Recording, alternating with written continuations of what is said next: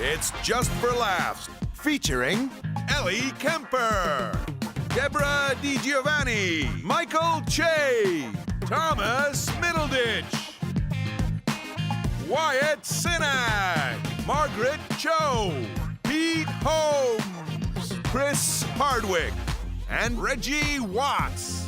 It's Ellie Kemper's Unbreakable Comedy Gala.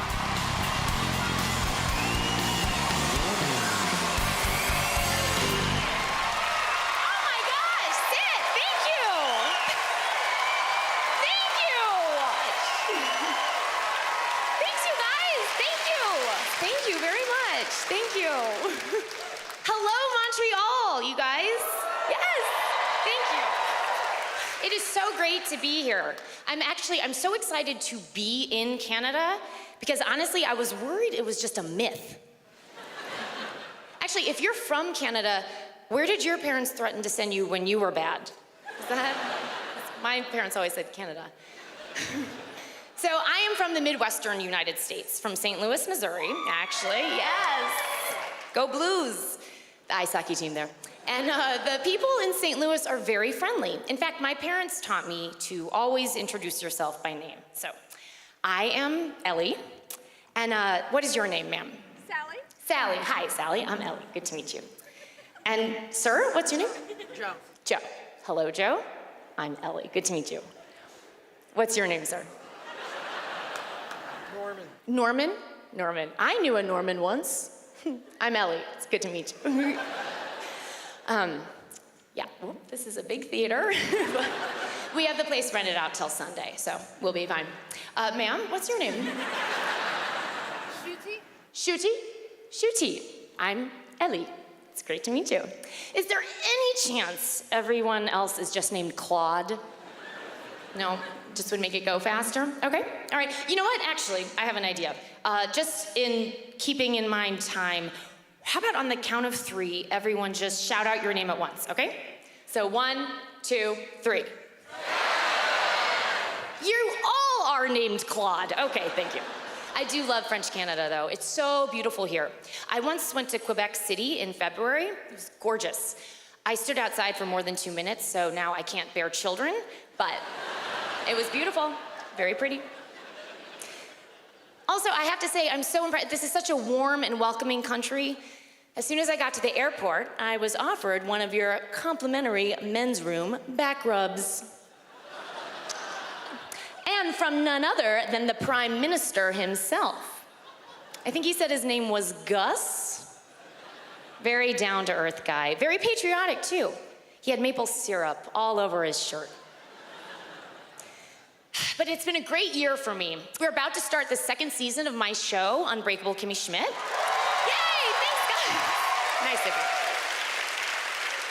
Thank you. I remember how excited I was when I learned I got the part. I told my mom, she asked me, what channel is it on? I said, well, oh Mom, it's not on TV, it's on the internet. She mailed me a check. And I kept that check. And I'm very proud to say that the show was just nominated for 7 Emmys. Yes. So, of course, I called my mom to tell her, and she asked if I'd worked on my acceptance speech. I told her, well, that I wasn't personally nominated for my performance, but it's really, you know, it's more about the ensemble. So, she sent me another check. It's fine. I get it, Mom, you have money, you know. Actually, my grandparents just told me that after hearing so many great things about the show, they're finally going to download YouTube. Good for them. The only thing that's been a slight adjustment is that now people think they know me because of the character that I play on the show. So Kimmy Schmidt is a very upbeat, positive person, and so am I. In fact, my agent tells me that being happy all of the time has kind of become my thing. It's what people want from me, which I love because I am a naturally happy person anyway. And if my happiness can make them happy, then it makes me happy, which makes them more happy, and that makes me even happier, which makes them also happier. And then we're all just so damn happy. Oh, okay. Here we go. It gives me joy to make all people happy. It gives me a warm feeling in my heart.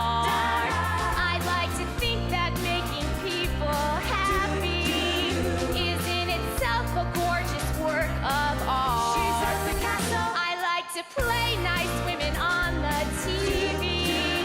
I like to make the viewers want to smile. 'Cause sunniness and good cheer in TV shows can help those viewers go the extra mile. But in the end, we'll all just wind up dying. Now that's a thought I like to keep at bay. 'Cause basically we face eternal blackness. So what's the fucking difference anyway? On the other hand, life's too short not to be one big party. You cannot get too deep down in the dumps. Who cares if fracking gives me stage 4 cancer? Or anti-vaxxers cause me to get mum. The truth is that I'm really much more likely to lead a sweet life that is free from pain. Until one day when I am driving my car, I have a stroke which shuts down my whole brain. I lose control of my entire body. The windshield shatters into shards of glass. I kill a school bus full of preschool children. My skirt flies up to expose my bare ass. And as I lie there in the street half naked, a milk truck crushes my entire spine. My vertebrae are now just merely pebbles. Somehow my unborn fetus is just fine. She is born a premature young orphan. Her foster dad is a cold-hearted bruise. He's a monster. She has nothing she can live her life for.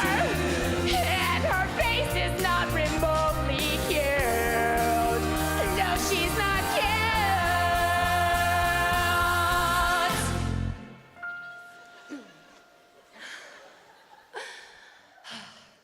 But until that day, it gives me joy to make all people happy. It gives me a warm feeling in my heart. So enjoy yourself tonight and have a good time. Don't focus on the fact that you will die. And that these exit doors seem unusually narrow for a building that seems extremely flammable. But I don't know, maybe that's just how they do it in Canada.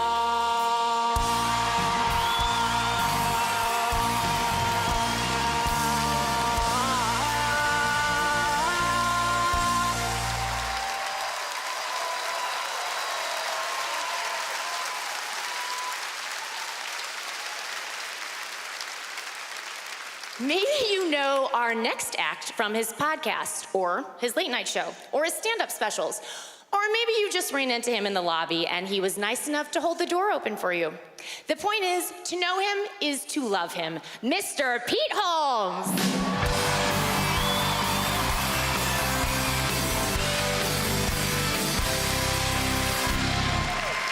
Hi. Ellie Kemper, get a 9. Give it a 9. Ellie Kemper. That was great. That was great. Thank you very much, Montreal. Wonderful to be here. I feel pretty good. Sometimes I get scared. I think we all do. But then whenever I get afraid, I remember one simple thing that I want you to take with you tonight. Whenever you're afraid of somebody, I remember this. Everybody sleeps. Are you listening? Everybody sleeps. That's not scary. That is not scary. This man was yelling at me, frightening me at about 11 p.m., and then I remembered, in like 4 hours, this same scary man's gonna be like, me, me, me, me, me, me, me, me. Trying to find his favorite side. Oh, I need it, and he needs it. If I don't get it, I'm just grumpy all day. That's not scary. You're welcome. I think sleep is weird. I think it's a strange thing we just take for granted. Everybody's like, oh, sleep. Of course, we sleep every day. You gotta sleep. but it makes no sense. Explain sleep to an alien that doesn't sleep. I could explain food. I'd be like, well, I need energy, so I eat things that have energy that I might burn off that energy so I could have the energy. The alien's like, okay. Anything else? Yeah. At night, I just gotta shut it down. I gotta lie still in the dark, it better be quiet, for like 8, 9, sometimes 12 hours. The alien's like, oh, that sounds boring. No, my brain plays movies that I'm in. It's a good time.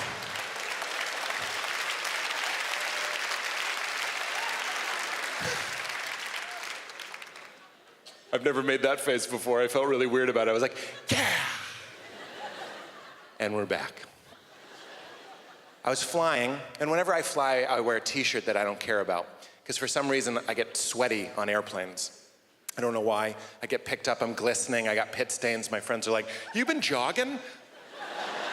I'm like, no, I've been sitting still in the sky.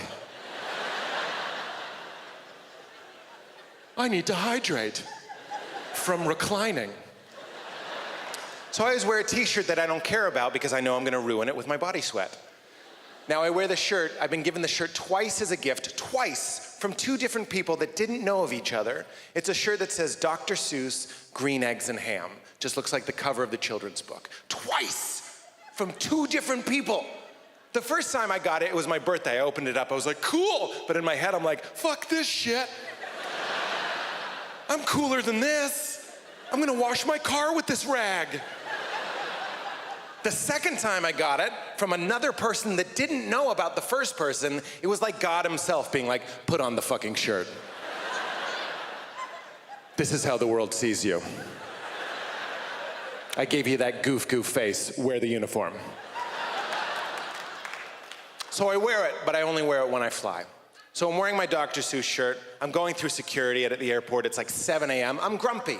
Nobody wants to be at the airport at 7 a.m. I go through that machine that's killing us all, taking naked avatar planet pictures of our peepees and vajayjays. And I step on the other side and I'm grumpy. But this is what put me in a good mood. A simple thing. For 6 months, there was a TSA agent. Who is this woman? Who is this angel that blessed me with this gift? I couldn't even see her, but she saw me, she saw my shirt, and this is what I heard that put me in a good mood for 6 months. I just hear her go, what you know about green eggs and ham? That happened in life, in reality. Not in the comedy club, no cover, no drink minimum, just a woman killing it in the wild. Just like, I'm gonna make life better. How can you be unhappy when that exists? What you know about green eggs and ham? That is joy in a pill that you can keep behind your teeth for when you need it. Do you understand? That always makes me happy. I want that in my wedding vows. I'm gonna be like, to have and to hold, and what you know about green eggs and ham? And if she doesn't laugh, she's not the one. I'm gonna do a 360 and walk out. That's right, through her. Don't math check my jokes. Don't math check my jokes. You have this now. Whenever you need joy, it's there for you.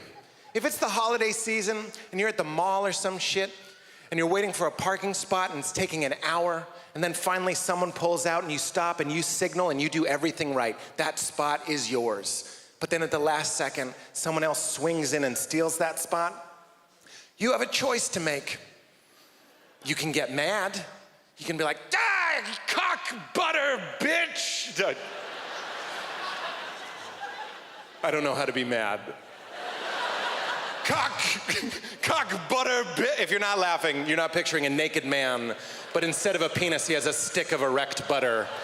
Just like he's trying to get it in, but it's warm in there and there's give. There's give to it. That is a new way to say you've lost your erection, just like, sorry, baby, it is Land O'Lakes down there. I am sorry. I can't believe it's not an erection. Riffing bits. But if someone steals your spot, you have a choice. You can get mad. Cock butter, that's a loss. Happy people do not steal parking spots. Unhappy people steal parking spots. So that person's already miserable. By yelling at them, you're only making yourself miserable. Why not confuse? Roll down the window. 1972 style gesture for them to roll down their window. And when you lock eyes with them, and I really mean looking into their soul, like a college freshman playing Hey There Delilah on the acoustic, just staring into them. Just be like, what you know about green eggs and ham? Then do joy donuts for 45 minutes. Just like, could you with a boat? Could you on a goat? I guarantee when you're done laughing, more parking will open up. That's a promise. That's a promise. Now show me a 9, 10. Thank you very much, everybody. Good night. Have a good one.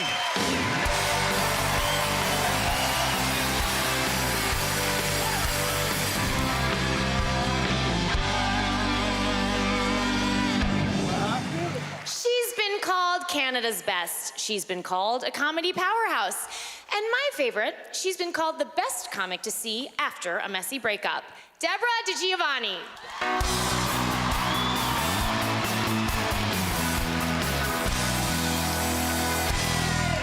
Hey! Hi, guys! That's nice. Thank you so much. It's lovely to be home in Canada. So nice to see you. I moved to California a couple years ago, and the thing that I miss the most is water. I miss water. California has no water. There's always a drought. It's always, everything is, there's no water. I've had soap in my hair for 2 years. Right now, and now I'm desperate to like conserve water myself because I'm concerned. So now I don't even make coffee at home. Now I just take a scoop of Folgers and make my move. That's what it is. Yes, you gotta choke it down. It's cardio. So here's the thing. I don't know if you know things are bad. You know you're in a serious situation when Magnum PI steals water. Did you hear about this? Tom Selleck stole water. I assume he just soaked it up in his mustache. That's what I assume. He just left. Oh, that's fun. Here's something else. There's natural disasters, no good. But new for me, earthquakes. That's a new experience. First month that I was in LA, 2 earthquakes in a month. And just for a second, I was like, oh, fuck, is it me? Is it me? Do you know what I mean? Ooh, light step at DiGiovanni. But it's scary, do you know? And I don't want to die in a natural disaster. That is my least favorite way to die. Least favorite way. Because the scariest thing you can say to me is run. Holy fuck. Are you kidding? You say run, I lie down. I just lie down. I do. Go around. Is that I say? The dogs are getting me. Do you know what I mean? Choose me for your team. You need a slow one. You always need a slow one. Anyway, but I love disaster movies. I love peril. Peril is my favorite. And I love it when they cross something in the lab and then it goes crazy and kills the town. That's my favorite. Do you know when they take a snake and a bear? That's a bear snake. I love that so much. And the only thing that bothers me about disaster movies is, very unrealistic. No one ever has to go to the bathroom. No one ever has to go to the... You're getting chased by zombies and no one has diarrhea. Nice try, Hollywood. I'm on to you, little IBS. Anyway,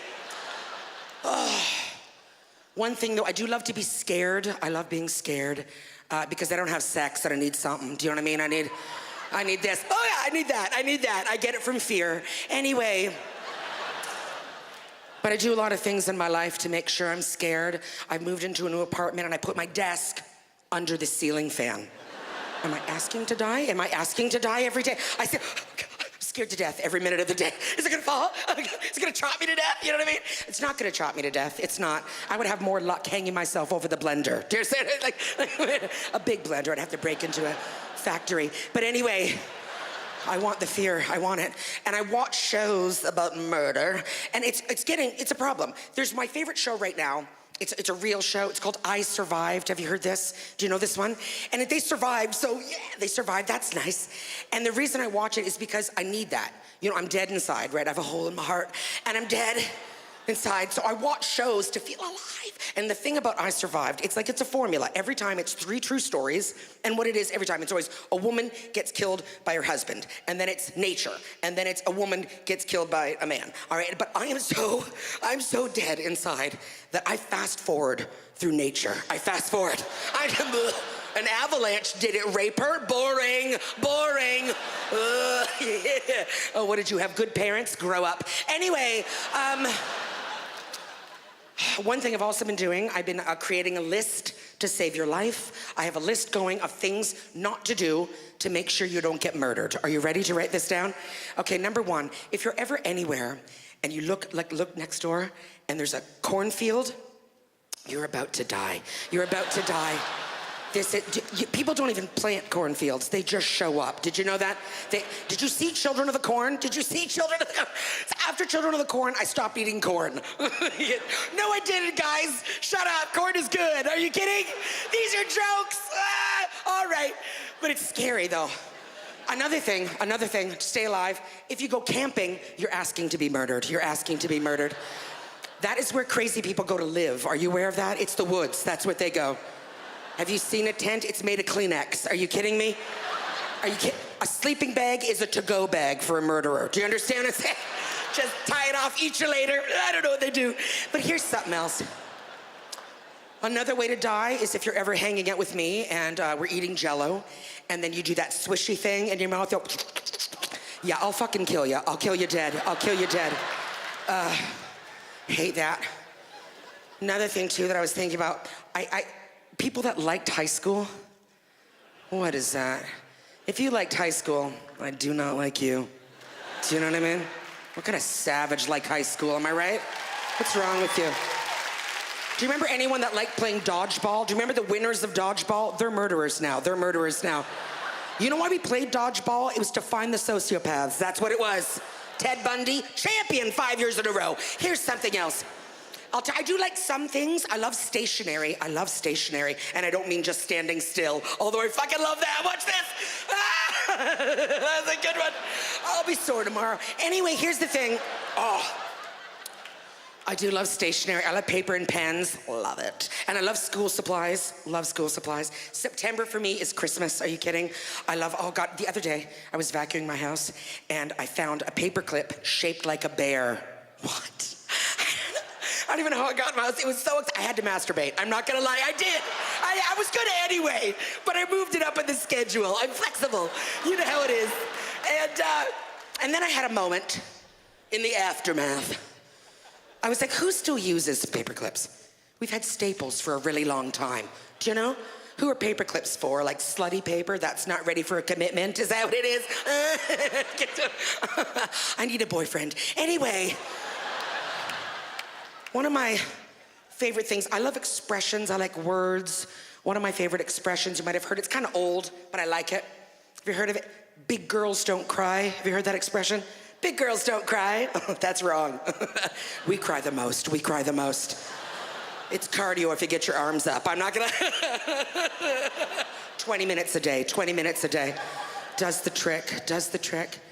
I was thinking about this the other day. You know what happens? As we get older, we change, but not everything changes. Do you remember what you liked as a teenager? Like sexy things, porn, let's be honest. What you liked as a young person, you still like it today, don't you? Think about it. When I was in high school, my best friend Shannon Partlow and I found her mother's romance novels.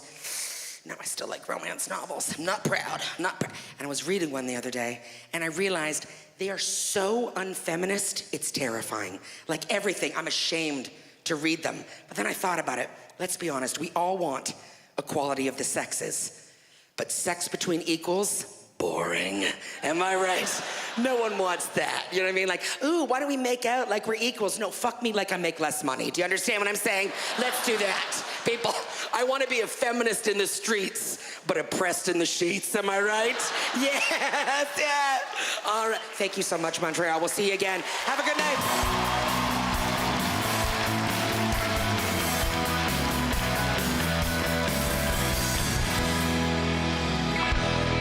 Been one of Rolling Stone's 50 funniest people, but he's more than a number, ladies. He's a man. A beautiful, hilarious man. Ladies and gentlemen, Michael Che. All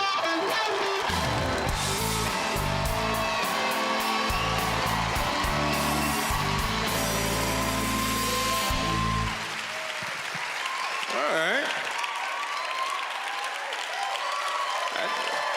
Sit down. Sit. Now, you guys are gonna be really disappointed. I do the news on Saturday Night Live, and I probably shouldn't, because I don't watch the news. And that's something that you probably need to do.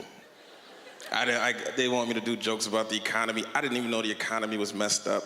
My economy's been messed up for 30 years. So, you know when I realized the economy was really messed up? When they started legalizing weed everywhere. Then I was like, oh shit, we might be in trouble. It's only when you're down to your last dollar that you start thinking shit like, yo, we should start selling weed. I don't know if Obama was watching Breaking Bad or something. I'd rather do sketches. I love writing sketches. I do a lot of sketches, and you guys don't know that because none of my sketches make it to air. But I have some good sketch ideas. Like Scarlett Johansson came to host the show, and she was promoting the Avengers, and I wrote this great sketch about the Avengers saving the day, but in the process, accidentally killing an unarmed black teenager. Nobody thought that was funny. That's not even the worst one. I have a very strange relationship with race. I might say some weird thing. Like, I was in an elevator with this white lady, right? Not on purpose, but I went in. I'm saying like I wasn't following her or nothing. I just went in the elevator with her, and she was already in there, and the doors closed, right? And she looks over at me, and then she grabs her purse real tight. And I got scared. I was like, if anything happens to this white lady's purse, I'm going to prison for the rest of my life. I'm terrified of white women. And I should be, because white women are terrifying.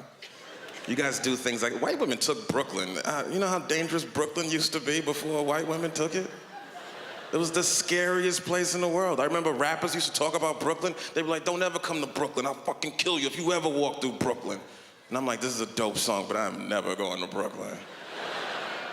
I was so afraid of Brooklyn, and all of a sudden some rich white girls from Seattle was like, Brooklyn's mine now. And then I was just there, so now they took Brooklyn. I think white girls killed Biggie. I think that was phase one. I think that's the first thing they did. White women are brave. Look at your brave faces. It's a very diverse group of white women. White women are scared. They rescue pit bulls for fun. You know how dangerous you gotta be to rescue a pit bull? If I seen a stray pit bull walk in my neighborhood, I wouldn't walk in that neighborhood anymore. A white girl would take that pit bull home, put a sweater on it. This dog used to win tournaments. Now his name's Nicole, and he's eating vegan treats out of some white lady's hands. You know how dangerous you gotta be to convince a pit bull he doesn't eat meat anymore? You gotta be white girl dangerous. If I was president, if I had my way, I'd have an all-white girl army. I really would. I'd solve all the world's problems with white women. ISIS, send white women. I'll build the Trader Joe's right in the middle of Syria. Give me 2 summers, ISIS will be the first terror organization forced out due to rent increase. This white girls, ISIS is mine now. Syria used to be sketchy, but now it's pretty chill.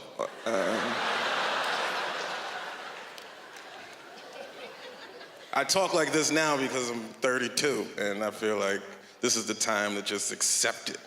You know, that's another creepy thing women do. They lie about their age. I asked a lady in her 40s how old she was. She was like, I'm 21. And I was like, really? Well, you look horrible. The benefit of looking like an old-ass 21-year-old. Why would you lie? Getting old is the best, man, because the older you get, the more comfortable you are, you know? You start to live for yourself. I remember when I was younger, I'd see like an old man in his 80s shuffling around a supermarket in an open bathrobe and flip-flops. I'd be like, damn, he looks so sad. Now I see him and I'm like, fuck, he looks comfortable, man. Teach me, old wise one.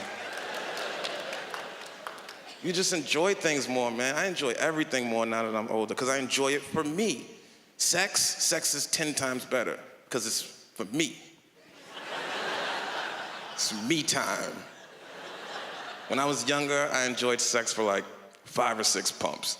And then after that, I was too busy trying to divide fractions and remember scenes from The Color Purple. Guys are giggling because every guy in here has a trick to not finish fast. Women don't. You guys finish whenever you want, and we don't make fun of you because we're nice people. No woman in here was about to finish early during sex was like, oh shit, think of Danny Glover, think of Danny Glover. You don't have, there's books that teach women how to enjoy sex better. There's no books that teach men about sex. There's no 50 Shades of Dudes. I'm gonna write a book for younger men teaching them how to enjoy sex better based on everything I learned in 32 years. It's gonna be 2 pages long. And the first page is gonna say, if you feel like you gotta come, come. And the second page, it's gonna be a bibliography, because all you need is that first page. It's called, oh, you're clapping, I'm dead serious. It's called Let Go and Let God. I used to hold out, I don't even know why. Why? I never won nothing. I never got a thank you, I almost bit my tongue off twice. Not anymore, now if I come early, so be it. Compliments to the chef.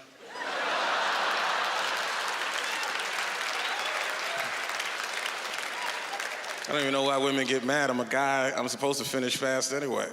My cum is made of people. You ever try to stop 100,000 people from leaving a small area at the same time? It's impossible. They got places to go, man. I don't got riot gear. I can assure you that's the most disgusting thing you'll hear tonight, probably.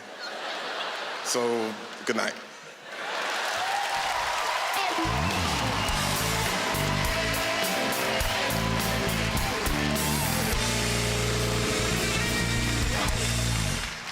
Guys, I have to say, I'm a little envious of all of you out there because you've been getting to watch me.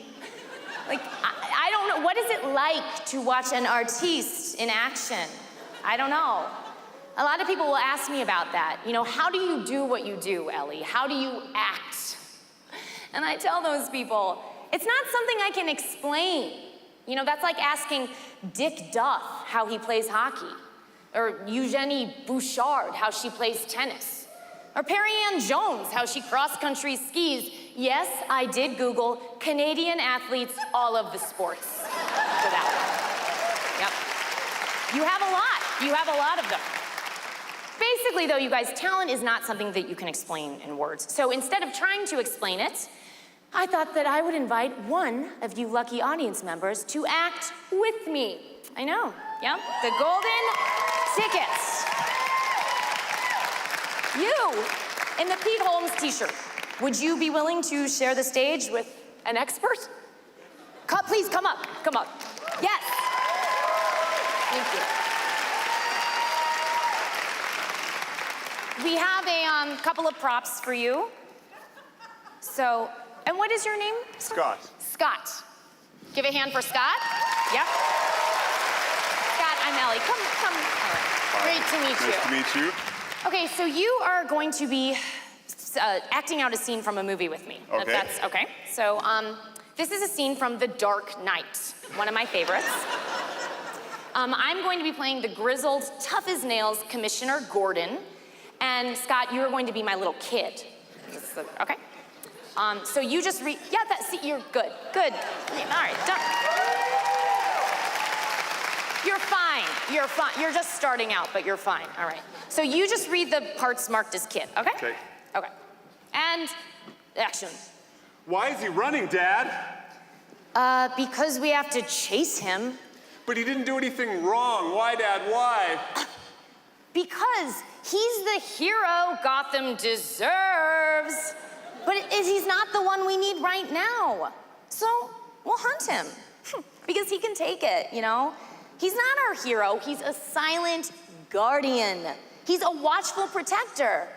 He's a Dark Knight. Holy shit, you're such a good actress. No. Thank you. Thank you, Scott. That's very nice, but just stick to the page. Sorry. It's okay, just keep reading. Seriously, you're the best actress I've ever seen. It looks like I'm just reading into the script, but I can't look you in the eye because of how good you are. Okay, all right. Thank you. That's a bit much, but thank you. It's not too much. You have such natural range. It's just that you so obviously have the goods. All right, thank you. But let's get back to the scene now, all right? Read what's on the page. So I won't go back to the scene. You're the greatest actress of our generation. And if you don't agree with me, you can go fuck yourself, okay? All right, Scott, okay. Is there security? Can we, Fine, call security. I don't care. Arrest me. The world deserves to know your greatness, how you didn't get nominated for an Emmy. It's a complete mystery. Okay, all right, thank you very much. But thank you, thank you, Big, thank you, Fluffy, thank you very much.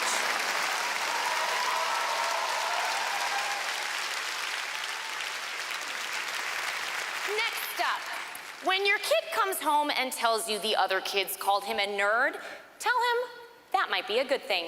Because if they're lucky, they might end up as funny as this man, the nerdist himself, Chris Hardwick.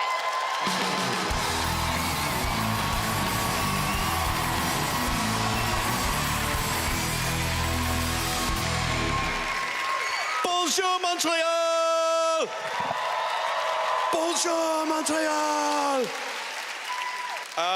I'm from America. I don't clap. Fuck us, right?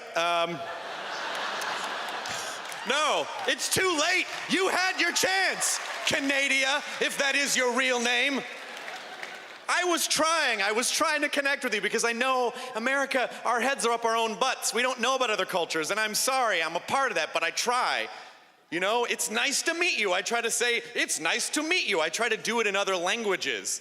But I don't know, because there's so much about language that's not just the words. There's so much more about intonation. When I say, it's nice to meet you in another language, I might sound like, hello, I am a fucking moron. I don't know. Because I went to Germany, and I tried to learn, but it's a very aggressive, it's a very aggressive language. Everything in German, nice to meet you, sounds like, why did you leave the milk on the counter? Like, it's very aggressive. You feel like you're gonna be assaulted after someone says hello to you. Because even nice to meet you in German is like, schon Sie kennen zu lernen. Like, oh, please don't hit me. But French, French here, I gotta be honest, even the same thing, enchanté actually sounds like, it is not very nice to meet you, actually. I feel like I'm getting old. I had my first old person moment recently. I was on stage, I was performing at a college, and I was on stage talking about my favorite movie of all time, Back to the Future. Greatest movie in the history of cinema. So good. Yes, great, of course, right? Amazing, amazing. Not without its problems, though. Not without its problems. When you see the movie 110 times, you start to realize that there are weird things. Like, number one, why does Marty McFly only give himself 10 minutes at the end of the film to save his best friend all the way across town? He has a goddamn time machine. A week, a month, a year, he could have warned him, but he doesn't. Second of all, why does Biff, the guy who tries to sexually assault their mom in high school, now he's their fucking mechanic? You don't give that guy the keys to your car, you put him in jail. Thirdly, not strange at all that a 68-year-old man is hanging out with a 16-year-old boy every single day. Calling him late at night. Marty, meet me in the mall parking lot at 1 a.m. and bring the video camera.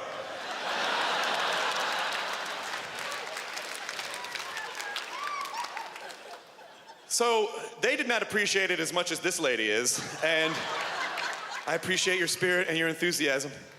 And so the room just got weirder and weirder, and they got quieter and quieter, and I can't figure out. I'm like, it's Back to the Future, everyone look. And then I realized, they've never seen that movie. They don't know. So I asked a little fucker in the front row, I'm like, what year were you born? And he was like, 1995. And I'm like, God damn it. Now I'm mad because they were born 10 years after.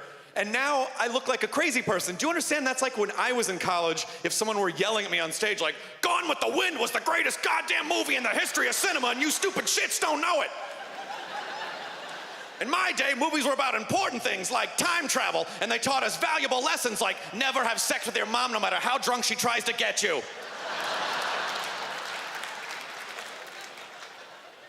And in my day, if you wanted to see tits on the internet, you had to make them out of commas. And we didn't have texting. If you came to an event like this and you couldn't find your friends, you just never saw those people again. You moved to a new town and made new friends. I got a brother who works at a cell phone store in Tampa, Florida, so he's happy. And he called me a couple weeks ago and he goes, if one more elderly person asks me what is the cloud, I'm gonna punch him in the throat. And I go, Eddie, the next time an old person says, what is the cloud? Just go, shh, that's the place you're going soon. All right, thank you so much. Au revoir. Good night.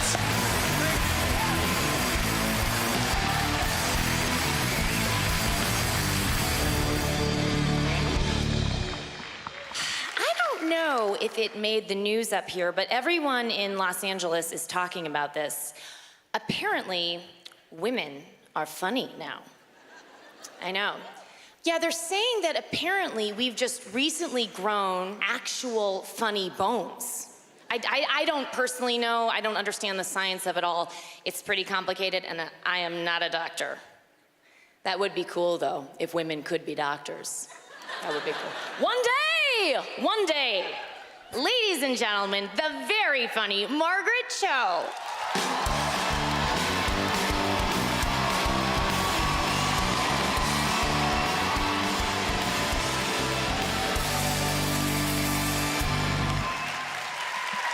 Thank you so much. Thank you. Bonjour. Merci. Je t'aime. I have to say hi to the Asian people.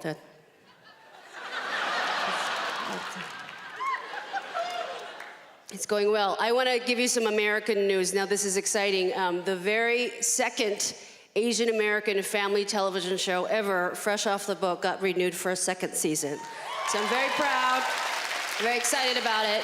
So very, very good. We did a good job. We did excellent. It's good because it's that I had the very first Asian American family television show 21 years ago. Yeah. And I fucked it up so badly. They had to wait for an entire generation of Asian Americans to be born and grow up with no memory of me whatsoever. I have a very Korean name. My Korean name is Moran. Moran! Moran! That's my mother calling me. Moran! That's a legit Korean name. I mean, it really is. It's actually the name of Kim Jong-il's production company. So, you don't want to face off with me as a Korean. I'm fucking really Korean. I really am Korean. But I have met people more Asian than me. I met a girl, her name was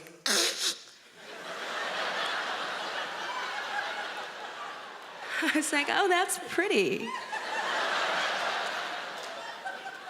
you spell that with a C or K or? It's just like it sounds. You can call me Jay.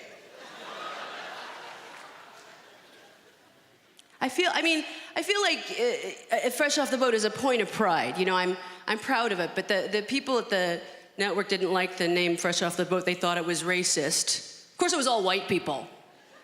It's so cute when they get offended on our behalf. Isn't that the best? It's like, they're like, whoa, okay, all right, yeah. Okay, all right, it's all right. Okay, all right, okay. That's a bit much, all right, okay. I think that white people like to tell Asian people how to feel about race because they're too scared to tell black people.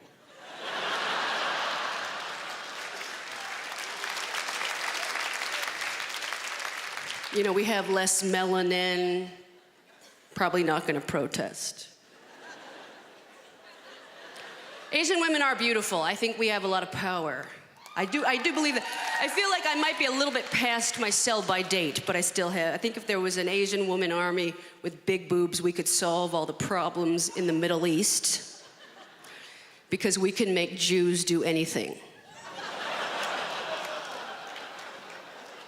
If it had been us, instead of Moses, it would not have taken 40 years to get out of the desert.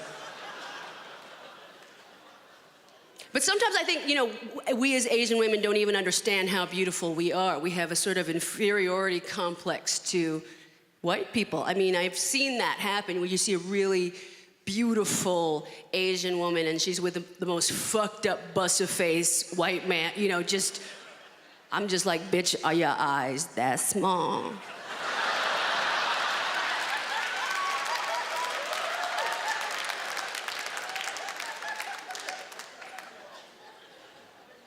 I've kind of deviated from the path of Asianness, of Koreanness. I went into comedy.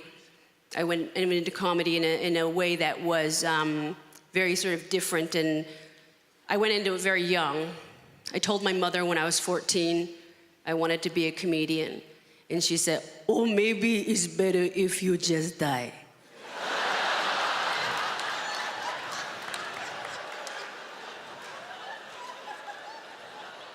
But she's into it now. She's very proud. She looks at my work, and I get to show her new things like YouTube, get her to try to understand technology and everything. And I showed her a video of Miley Cyrus twerking. And all she said was, "Oh, she's shaking out all of her luck."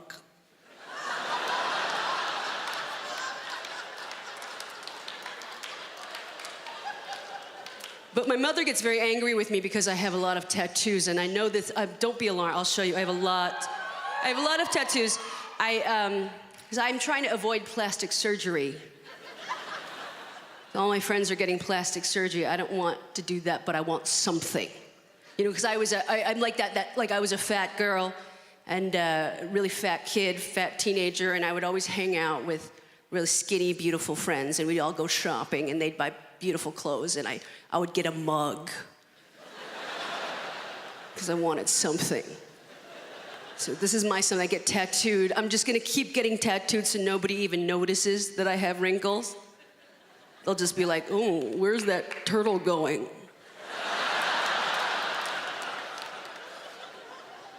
So I don't have a lot of time. I'm just gonna show you the extent. This will be a good kind of a closer. I've gained a little bit of weight. I'm sorry about this, but my underwear is very small. I have an enormous bush, so watch your eyes. Watch your eyes. It just sticks out. It's gonna come out like it's not a 70s bush, it's an 1870s bush.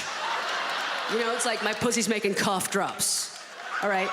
So I'll show you, I'm gonna do it like this. I'll show you what's happening. All right. Don't be upset. I'm sorry. Okay, can you, I don't know if you can see the detail. Okay, I'm apologizing to the Asian people first, because I know I'm really dishonoring our ancestors by doing this, but, we fucking built the railroad, so whatever. This is more important. Now, I don't know if you can see their actual faces, and I told the artist, I said, don't put the nose too close to my hole, okay? Because my body's not a joke. I feel like Sia right now. I really, I'm going to swing from the chandelier. All right, so I want you to, I got the faces there specifically so I could do this. Can you see what's happening? Do you see it looks like they're talking to each other? They're laughing. They're laughing. These are the real housewives of my ass. Thank you very much. Good night.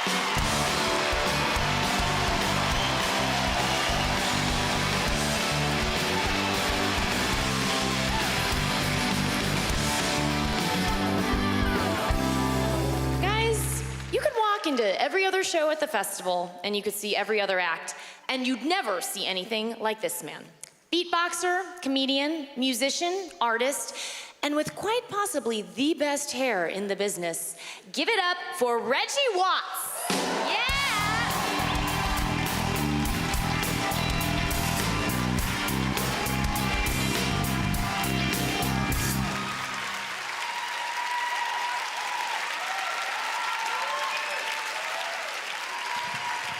Thanks.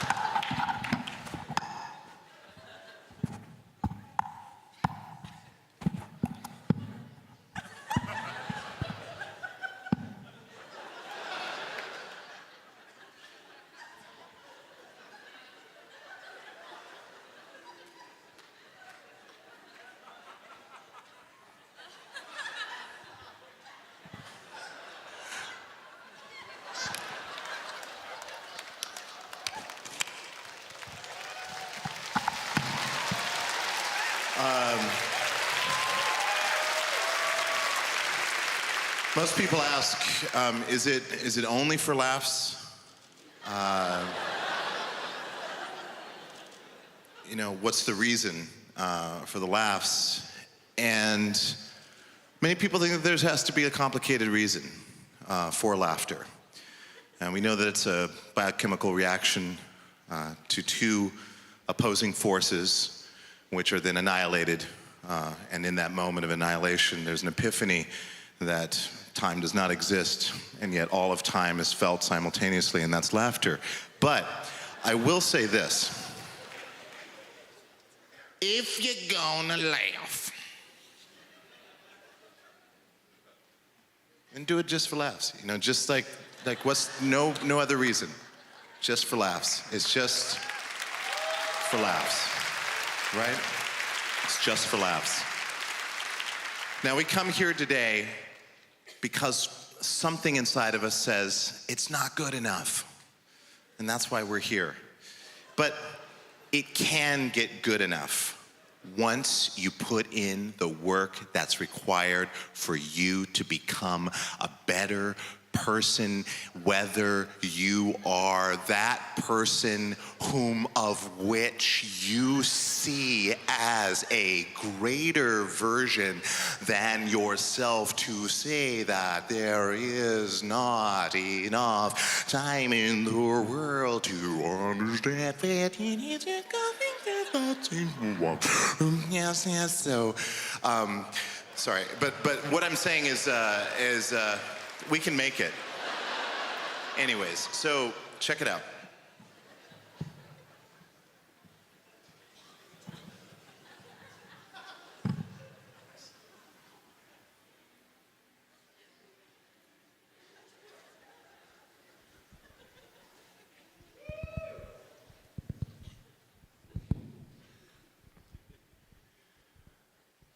Quand je mangeais du beurre, j'avais le morceau de pain, parce que le morceau de pain, c'était très bon avec le beurre.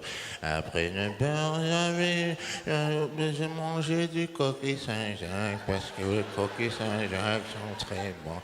Et j'avais du pâté de campagne, et de Beaujolais, et les choses comme ça. Mais les cornichons et les moutardes et mayonnaise sont essentiel pour les casse-croûtes.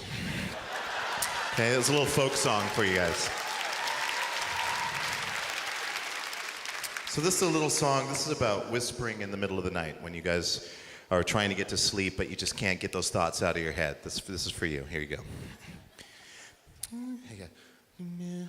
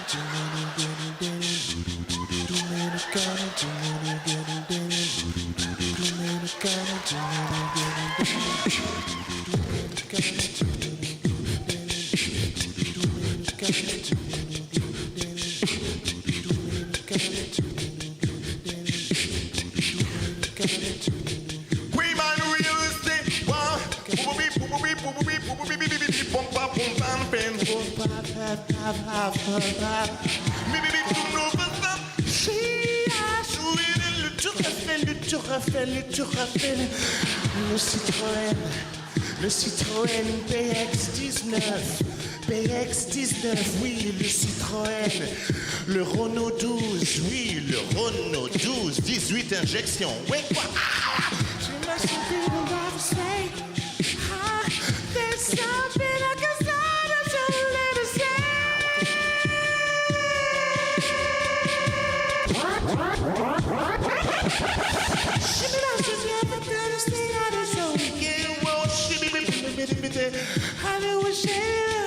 Thanks a lot, guys. Good night.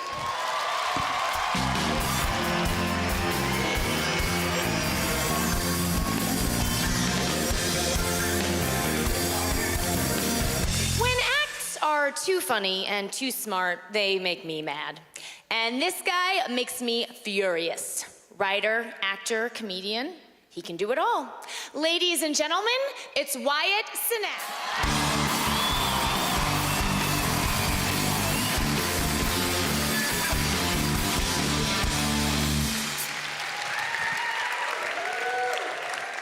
Thank you. I live in the United States, and all right, some of you have heard of it. Sure, you've heard of it. It's a place. I live in the United States, and I hear a lot of people now talking about getting rid of the Confederate flag. They're mainly white people that I'm stuck in an elevator with.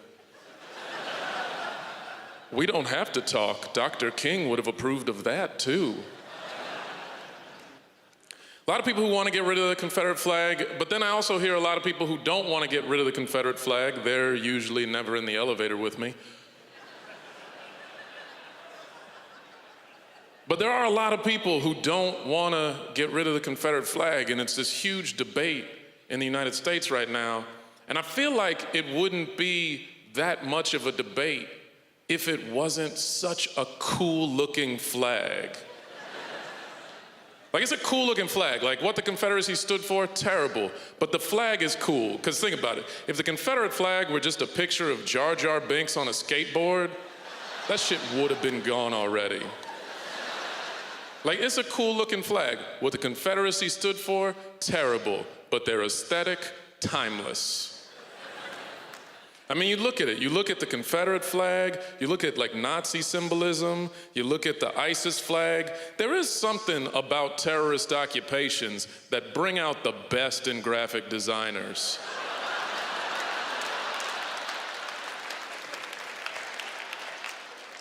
It is a very difficult time to be black in the United States right now. Like, it's such a tough time. You turn on the news and you just see story after story, and you're just like, damn, Bill Cosby really fucked it up for all of us. Like, I can't wear sweaters anymore without people thinking I'm a rapist. Like, can't wear sweatshirts, can't wear sweaters. Like, it's messed up. And that's the thing, because Bill Cosby, he was the most beloved black man in America. Like, that reflects on all of us in a real way. Like, it reflects on all of us. I tried to get a bank loan recently, My bank application was denied. They said bad credit. I'm pretty sure what they meant was Bill Cosby. Hashtag Black Lives Matter. Hashtag Je suis not Cosby. Like, a lot of guys from the 50s were terrible to women, and that was just accepted in society. Like, you look at old movies and you see guys just slapping women around, and everybody just accepted it. It was part of the culture. And that's crazy. Like, you look at old movies and you look at those old black and white movies, and whenever there's a woman who's like, Johnny was trying to get fresh, what they mean is, Johnny was trying to rape me. Like, it's true, that was just how the time was. Like, it was just an accepted part of the culture. I'm sure on some level that's why Bill Cosby thought he could get away with what he was getting away with, because he just saw that that's what everybody was doing. I'm sure in Bill Cosby's mind he thought, yeah, I might have some skeletons in my closet, but you know what? James Caan has a storage locker. Because I'm just gonna say, any man who walked into the Playboy Mansion in the 1960s walked out with some secrets. That's just a fact. Bill Cosby is just the tip of the iceberg. Because here's the one thing I know about America. Whatever heinous thing the most successful black man in America can get away with, 15 white guys have done worse.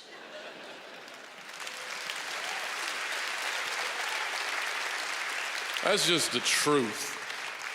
Like, O.J. Simpson, most successful running back in NFL history, got away with murder.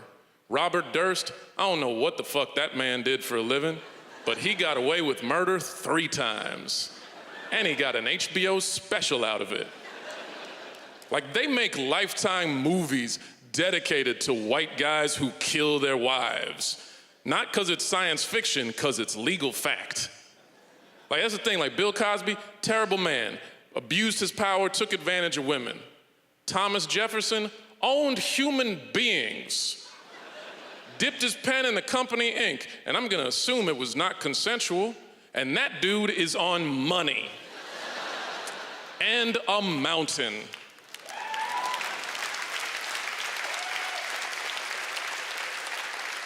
So I feel like we can talk about, like, oh yeah, we should take down the Confederate flag, or we should stop watching the Cosby Show, but let's not forget Old Mount Rapemore.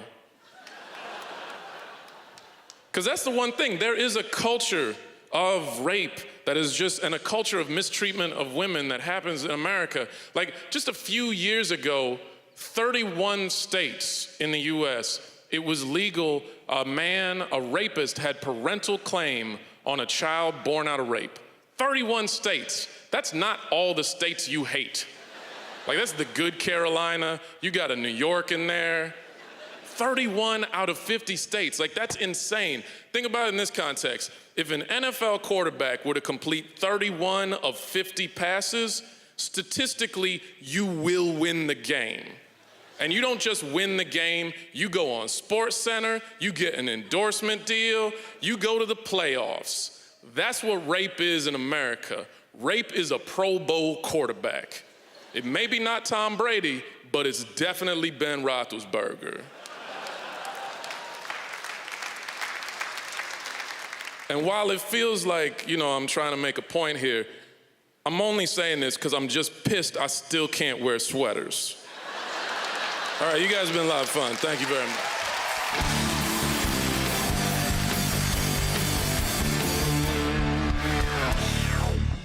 Our next comic is a Canadian boy who moved to LA, but you probably know him best from the time he's been spending in Silicon Valley. The very funny Thomas Middleditch.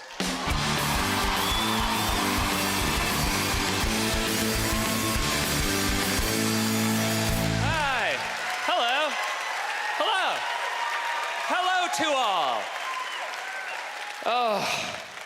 Did you all at one point yell your names at Elliot at one point? Was that fun?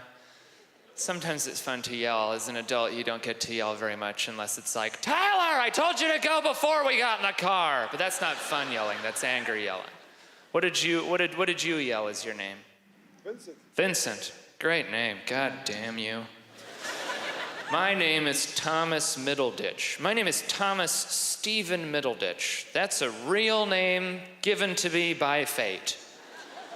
feel like I was born out of a Charles Dickens novel. Just like some like old like headmasters. Oh well, if it isn't Thomas Stephen Middleditch back from the coal mines. Everyone's dying in there. I've done all my work. Please let me out. Out of my sight. One day I'll amount to something. Not on my watch. 'Tis the best of times, 'tis the worst of times. Thomas Stephen Middleditch. Like a guy with mutton chops.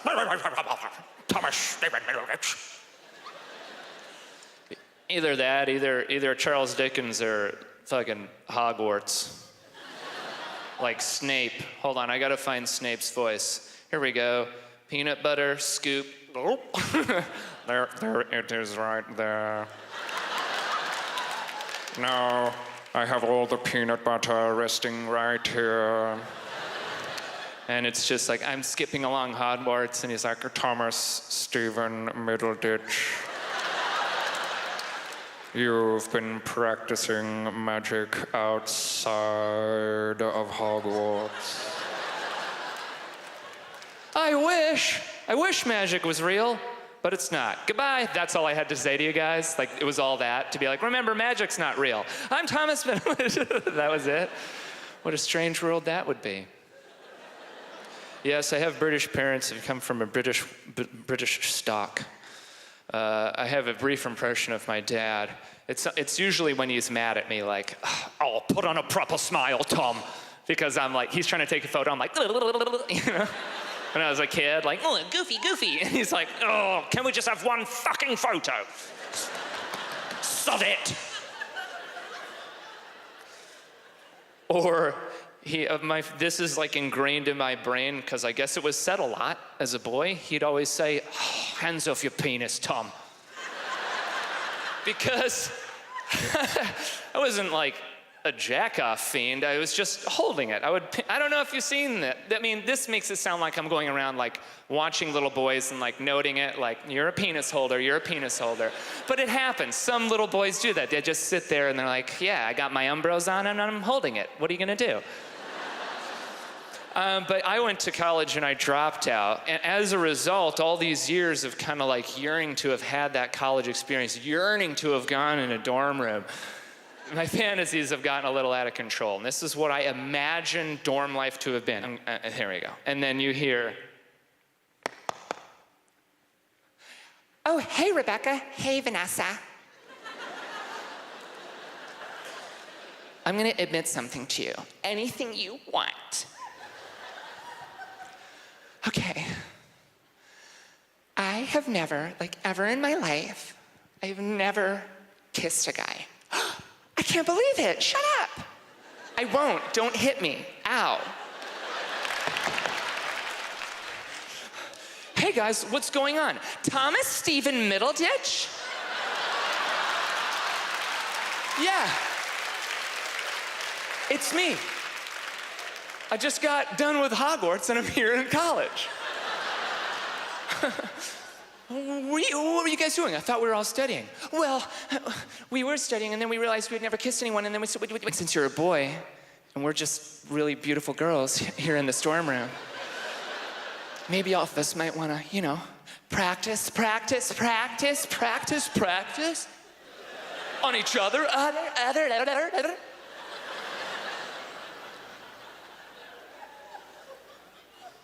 No way, Jose. I'm here to learn. You guys spend the whole time making out, you're not gonna get very good grades.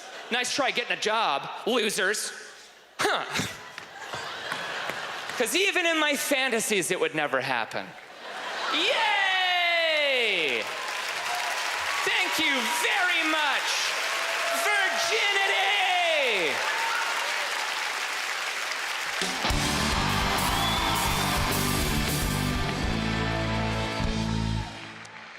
You guys, wasn't this night amazing? It was amazing. Yes!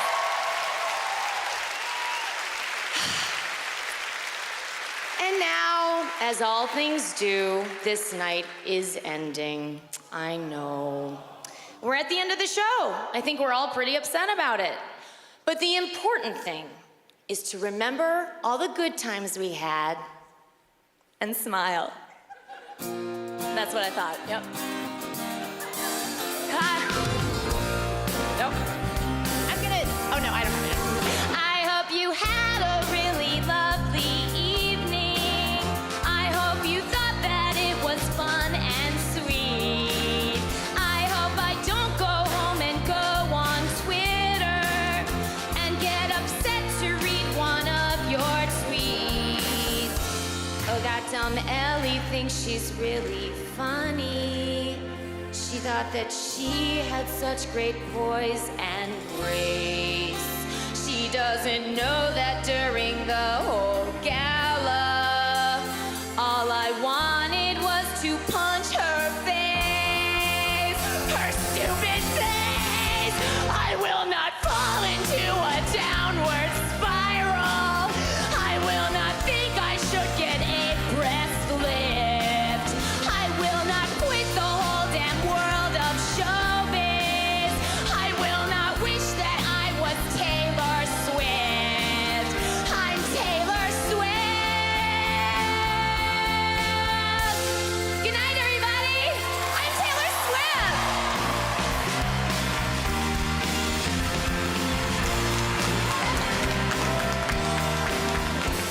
Please give a big round of applause for tonight's performers. Pete Holmes, Deborah DiGiovanni, Michael J, Reggie Watts, Chris Hardwick, Thomas Middleditch, Wyatt Sinek, Margaret Cho,